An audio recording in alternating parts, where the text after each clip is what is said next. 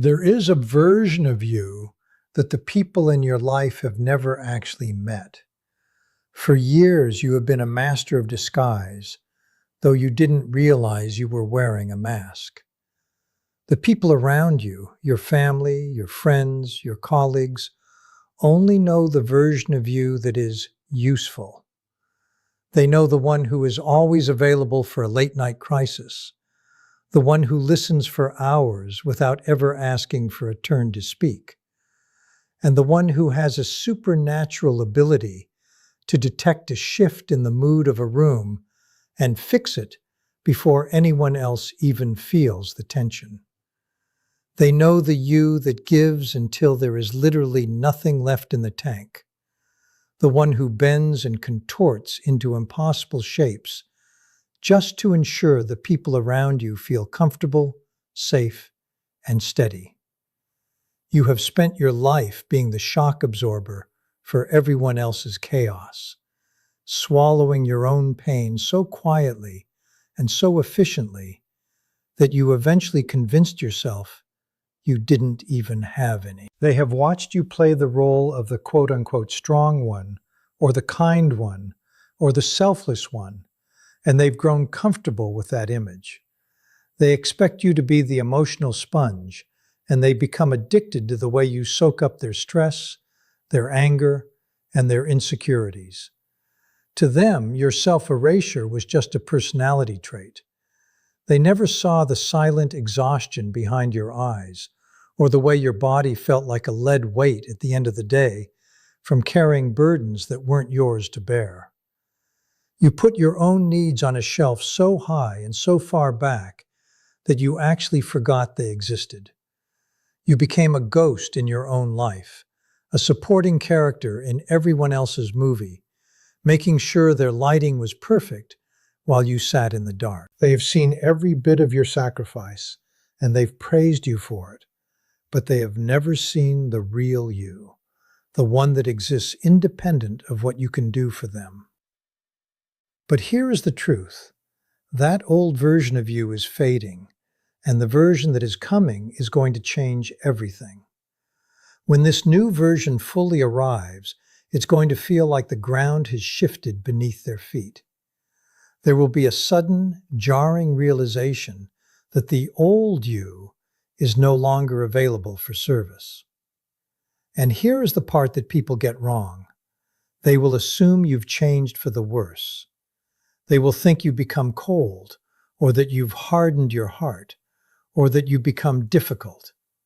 But you haven't become cruel. You haven't become heartless. You have simply become whole. Wholeness for an empath is the most quietly explosive transformation a human being can go through. It is the moment you realize that your life is not a charity meant to be handed out to anyone with a hand reached out, but a sacred space that you are finally choosing to inhabit. Most people have a very shallow idea of what healing looks like. They imagine that a healed empath is just a happier version of the same old person, someone who smiles more, forgives even faster, and pours out even more softness into the world. They expect you to become an even better version of the person they can use. They think healing is expansion, more warmth, more generosity, more self-sacrifice. But that is not even close to what happens.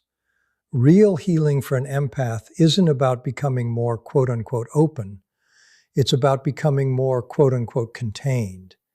It's about building a structure where there used to be a void. It's the transition from being a wide open field that everyone can trample on to being a garden with a fence and a gate. The version of you that is coming doesn't seek permission to exist. This version doesn't ask, "Is it okay if I have a boundary?" but instead simply places the boundary and waits for the world to adjust. This is the version they are not prepared for, the version that is no longer manageable, no longer predictable, and finally, undeniably free. The real shift in your life doesn't happen with a loud explosion or a grand announcement. It happens in a moment that is much quieter, much deeper, and infinitely more significant. you stop. It is a hard, definitive halt to a lifelong marathon you didn't even realize you were running. For the first time, you stop performing your quote-unquote goodness as if your right to exist depends on it. You spent years acting as the world's most reliable, supporting character, always making sure your kindness was visible, your patience was infinite, and your smile was fixed in place even when your soul was screaming for a break. You were performing a version of yourself that was designed to be agreeable, helpful, and easy to love. But when the healing takes hold, that performance becomes exhausting, and eventually it just ends. You stop auditioning for a place in your own life. You stop apologizing for taking up space, for having an opinion, or for simply existing without being useful to someone else. In this new state of being, you stop using your back as a shelf for everyone else's baggage. For a long time, you measured your worth by the weight of the burdens you could carry for others. You thought that being strong meant being a dumping ground for other people's trauma, their bad moods, and their unresolved drama. You wore your exhaustion like a badge of honor, believing that the more you suffered for others, the more good you were. But in the moment you stop, a strange and heavy silence falls. And in that stillness, something ancient and incredibly powerful begins to wake up inside you. It's a part of you that has been buried for decades under layers of over-explaining your actions and overextending your energy. This is your core self, the part of you that knows exactly who you are when nobody is watching and when nobody needs anything from you. It is a steady, unshakable force that doesn't need to shout to be heard.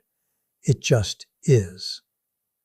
The people in your life who have grown accustomed to your unlimited access are going to notice this shift instantly, and it will be deeply jarring for them. These are the people who have spent years relying on you to be their emotional safety net, the ones who knew they could dump their stress on you, snap at you when they were frustrated, or take up hours of your time without ever checking if you were okay. They relied on the fact that you would never push back. They built their comfort on your lack of boundaries. When you suddenly stop absorbing their moods and start protecting your peace, they won't have a name for what is happening, but they will feel the change in the air. It will unsettle them because the resource they've been using for free has suddenly decided it is no longer for sale. They will feel a distance they can't explain, a weightiness in your presence that wasn't there before, and a terrifying sense that they can no longer predict what you will say or do. This is exactly why healed empaths are so often described as dangerous. It's a word people use when they encounter something they can no longer control. You aren't dangerous because you become aggressive, mean, or vengeful. You haven't picked up a weapon, you've just picked up your self-respect. You are dangerous because you have stopped being predictable and, more importantly, you have stopped being controllable. We live in a world that is quietly addicted to emotional access, a world where people feel entitled to your energy, your time, and your emotional labor just because you're nice. When a person who used to be a door finally becomes a wall, it creates a massive ripple effect. You become a force the world doesn't quite know how to handle because you can no longer be manipulated by guilt, shamed into compliance, or coerced into self-sacrifice. You have stepped out of the performance and into your power, and for those who benefited from your weakness, that is the most threatening thing you could ever do. Living as an unhealed empath is an exhausting, invisible marathon. It is like walking through the world without a second layer of skin. Every emotional breeze feels like a freezing wind, and every spark of tension in the room feels like a burn on your flesh. You don't just notice emotions, you inhabit them. When you walk into a grocery store, a workplace, or a family dinner, You aren't just one person. You are a sponge for every unspoken vibe in the vicinity. You feel the sharp, vibrating chest tightness of a stranger's hidden anger in the checkout line.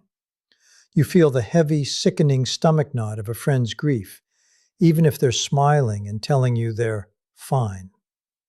Because you feel it all so intensely, your survival instinct kicks in, and you become a professional fixer. You start managing the emotional atmosphere like a thermostat, softening your voice to calm the angry, making yourself smaller to accommodate the loud, or becoming funnier and more charming to distract from the tension.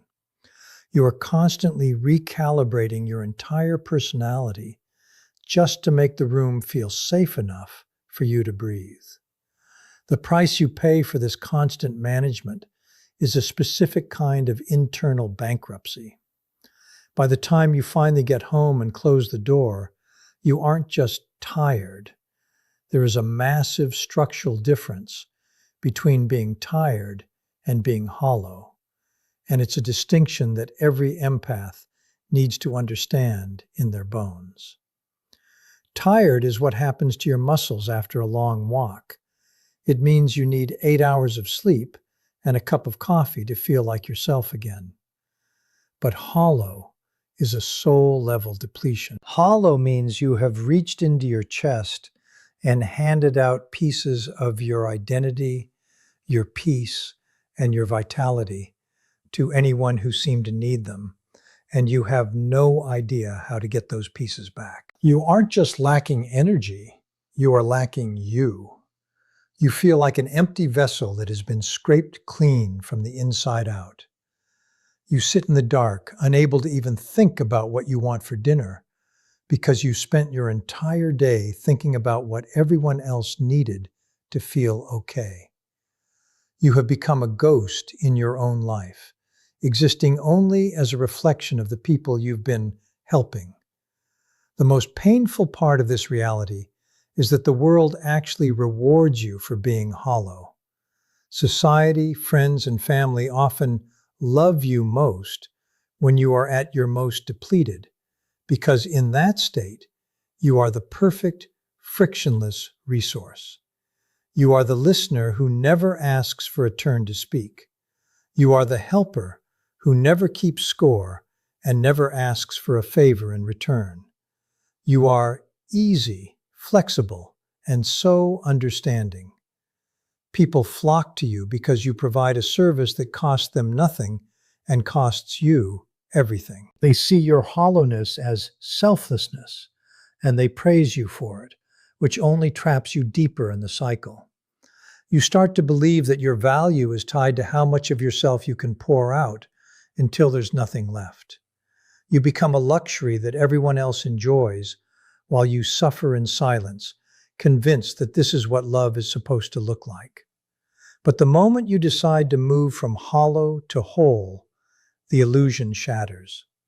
The second you set even the smallest, gentlest limit, the moment you say no, or I can't talk right now, or I need to focus on myself, the dynamic shifts instantly. This is the moment of truth where you realize that much of the love you were receiving wasn't love at all. It was appreciation for a utility. You realize you weren't being treated like a human being with your own needs. You were being used like air or water, a natural resource that people take for granted and never think they need to conserve. People don't thank the air for letting them breathe, and they don't thank the empath for absorbing their trauma. They just expect it to always be there. Moving to wholeness means reclaiming those pieces of yourself and realizing that you are not a public utility. You are the owner of your energy, and becoming whole means finally deciding that your reservoir is no longer open for unregulated consumption. Real healing doesn't start with a dramatic epiphany or a loud declaration of independence. It begins in a single, quiet, almost invisible moment of hesitation. It happens when you feel that familiar magnetic pull to fix a situation, to smooth over a conflict, or to comfort someone who hasn't even asked for help. And instead of jumping in like you always do, you pause.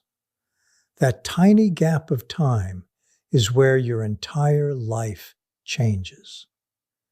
For years, your reactions have been automatic. You were like a first responder who never clocked off, always rushing into the emotional wreckage of other people's lives without a second thought. But that pause acts like a circuit breaker. It is the first time you stop being a servant to everyone else's nervous system and start being a witness to your own. That pause is everything because it creates the space necessary for your real self to finally step out from behind the curtain. It isn't a sudden lightning strike of clarity. It's more like the deep, heavy stillness that follows a violent storm, where the wind finally dies down long enough for you to hear a voice you haven't heard in years, your own. When you finally hear that internal voice in the silence of the pause, you'll realize something surprising. It isn't a voice filled with rage or bitterness. It's something much more honest. It is the voice of someone who is profoundly, bone-deep tired. It's a weariness that sleep cannot fix. It's the exhaustion of a performer who has been on stage for a decade without an intermission. You are tired of performing warmth when you actually feel like a frozen wasteland inside. You are tired of being the bigger person in every argument, tired of being the only one who cares about the vibe of the room, and tired of building your entire identity around how well you can anticipate and meet the needs of people who rarely ever stop to ask what you need. In that pause, you finally acknowledge the truth. You've been living a life that was designed by other people's expectations, and you simply don't have the energy to keep the lie alive anymore. As you begin to redirect your legendary sensitivity inward, the world around you is going to react with massive confusion. People are used to you being an open door, and when you start to close that door to protect your energy, they won't know how to handle the new boundary. Because the version of you that was always available and infinitely patient is effectively dying, the people who benefited from that version will start to push back. They might call you selfish, cold, or distant. They might tell you that you've changed, and they won't mean it as a compliment. But what they call selfishness is actually just you finally developing a self to begin with. You start doing the unthinkable. You let silences exist. When a conversation gets awkward or someone gets upset, instead of rushing in with a joke or an apology to take the edge off, you stay still. You let people sit in their own discomfort. You realize that their bad mood is a them problem, not a you problem, and you stop reaching out to absorb their emotional trash just to keep the peace. This act of not absorbing is a radical departure from your old life. To the people who are used to using you as an emotional dumpster, your new boundaries will feel like abandonment. They will feel like you've withdrawn your love, but in reality, you have finally found a way to stay present without disappearing. You haven't lost your empathy, you've just stopped weaponizing it against yourself. You are finally taking all that deep understanding, that radical compassion, and that intense care that you've been throwing at the world, and you are turning it back toward the person who needs it most, you. This isn't about being heartless, it's about being heart-centered. You are learning that you can witness someone else's pain without having to bleed alongside them. By turning your empathy inward, you aren't becoming less of a good person. You are becoming a whole person who finally has the strength to stand their ground. The final stage of this long, exhausting journey isn't a trophy or a grand celebration. It is something much deeper and more permanent, a deep structural peace. This isn't the fleeting peace of a quiet afternoon or a temporary escape from stress. It is a fundamental rewiring of your entire being. You become grounded in the truest sense of the word. Think of yourself as a massive, ancient tree with roots that go miles into the earth. When the winds of other people's drama, anger, or instability begin to howl, you don't snap and you don't get swept away. You might sway, you are still human after all, but you are no longer at risk of being uprooted. Before this transformation, your emotional state was like a leaf in the wind, tossed around by whoever happened to be in the room with you. If they were anxious, you were terrified. If they were angry, you were trembling. But now, your emotional center has finally moved. It has shifted from out there to in here. You are no longer living from the outside in, you are living from the inside out. When someone walks into a room carrying a storm of chaos, something remarkable happens. You notice it, but you don't become it.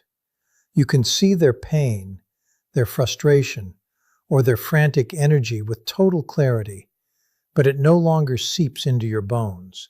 You can acknowledge it, I see that you're upset, without feeling the compulsive need to take that upset into your own body and process it for them.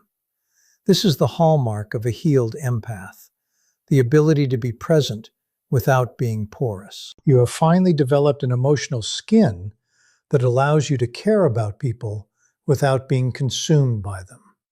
This unshakable, almost eerie clarity is exactly what makes you feel dangerous to those who have spent their lives using emotional chaos as a currency. There are people in this world who rely on destabilizing others to get what they want. They use guilt, fear, and emergency emotions to keep people in a state of compliance. When they realize they can no longer knock you off balance, they lose their power over you. If they can't make you feel guilty for having a life, and if they can't make you afraid of their disapproval, they have no way to control you. This shift naturally leads to a period of profound reorganization in your life, which is often the most painful part of the destination. As you become grounded, some of your relationships will begin to dissolve. It's a hard tooth to swallow, but many connections in an unhealed empath's life are built on what you provide: your infinite patience, your constant listening, your self-sacrifice, rather than who you actually are. When the service you used to provide stops, the people who are only there for the free emotional labor will start to drift away. This is a real, legitimate loss, and it's okay to grieve it. It hurts to realize that some people only love the version of you that didn't have any needs. But as these imbalanced, draining connections fade out, something beautiful starts to happen. Space begins to open up in your life. Quiet, sacred space that was previously filled with other people's noise. Into that open space, a different kind of connection begins to arrive. These are the new relationships, the ones you've actually earned by being whole. In these connections, your boundaries aren't seen as obstacles or meanness. They are seen as honesty. You find people who don't want you to disappear for them, but rather want you to show up as your full, messy, complicated self. These are relationships where you can speak your truth without a script, and where you can be fully yourself without the constant nagging fear that you're losing your soul in the process. You are no longer a mirror designed to reflect everyone else's light while staying dark yourself. You have become a source of light in your own right. You are no longer a nomad wandering through other people's lives, trying to make yourself useful enough to be allowed to stay. You are finally, undeniably, home within yourself.